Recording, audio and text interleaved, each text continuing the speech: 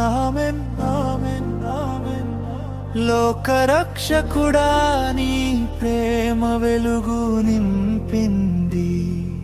అబ్రహాముని పిలిచి వాగ్దానం చేసి నిలబెట్టిన దేవా, నేటి వరకు నిలిచే ఆ మాట మాకు ఆశ్రయమైంది. జీవిత కాలమంతా యాకోబు దేవునికి నూతన కీర్తన పాడేదా.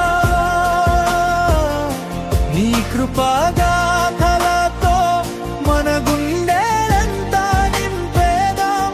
Amen amen. నీ ప్రేమ గీతం పాడేదాం.